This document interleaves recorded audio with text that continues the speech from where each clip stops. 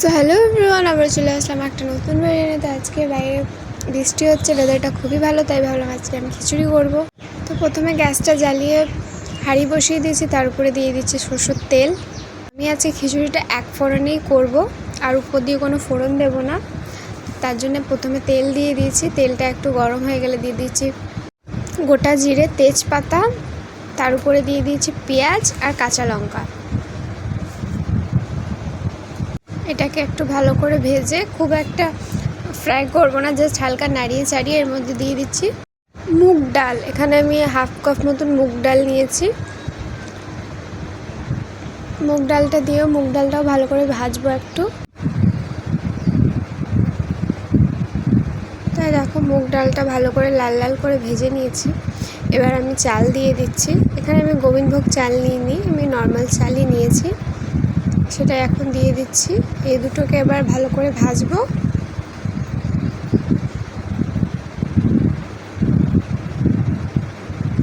এই দুটোই লাল লাল করে ভাজা হয়ে গেছে। এবার দিয়ে দিচ্ছি উপর দিয়ে শুধু হলুদ। নুনটা এখন দেবো না, যেহেতু খিচুড়িটা নিচে বসে যাবে, তার জন্য নুনটা পরে দেবো। হলুদটা দিয়ে ভালো করে নাড়িয়ে চাড়িয়ে জল দিয়ে দেবো।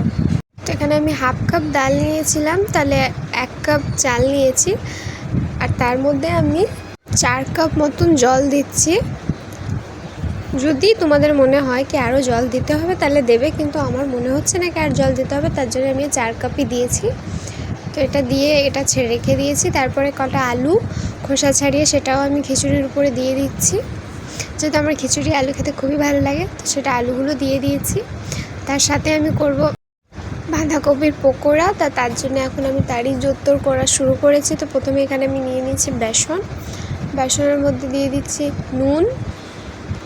নুন দেওয়ার পর দিয়ে দিচ্ছি কাঁচা লঙ্কা আর কালো জিরে। এইগুলোকে দিয়ে মিক্স করে তার উপর দিয়ে দিচ্ছি আমি বাঁধাকপিটা। এই বাঁধাকপি দিয়ে মানে জল ছাড়া শুকনোই ভালো করে আগে মিক্স করে নেব। যদি জলের প্রয়োজন হয় তাহলেই দেবো, তাহলে এটা খেতে মানে খুব ক্রিস্পি হয়। যেহেতু সোডা ফোডা আমি কিছু ব্যবহার করছি না, তো এভাবে করলে অনেকটা ক্রিস্পি হয়। জলটা দিলে একটু ক্রিস্পিটা কম হয়। তো দেখো এটাকেই আমি ভালো উইদাউট জল দিয়ে এটাকে মিক্স করে নিয়েছি। দেখো এরকম হয়েছে শক্ত শক্ত। এটা একটু ঢাকা দিয়ে রেখে দিয়েছি। তারপরে কড়াই দিয়ে দিয়েছি তেল। কড়াইটা অতটা নোংরা ছিল না, ওটাতে একটু ডালটা ভেজেছিলাম, তো তার জন্য এরকম। তারপর দিয়ে আমি তেলের মধ্যে কটা পাঁপড় ফ্রাই করে নিচ্ছি, লাল লাল করে পাঁপড়গুলো ভেজে নিচ্ছি। এই তেলেই এখন আমি দিয়ে দেব বাঁধাকপির পকোড়াগুলো। এই দেখো খুবই পাতলা পাতলা করে দিচ্ছি, যেহেতু শক্ত, তো যেরকম শেপ সেরকম দিতে পারছি। তো গরম তেলে এগুলো ছেড়ে দিচ্ছি। মিডিয়াম ফ্লেমে আমি ভাজছি, যেহেতু মিডিয়াম ফ্লেমে ভাজলে ভিতর অবধি ভালো করে সিদ্ধ হয়ে যায় আর ক্রিস্পিও থাকে, আর অনেকক্ষণ অবধি ক্রিস্পি থাকে ঠান্ডা হয়ে যাওয়ার পরও।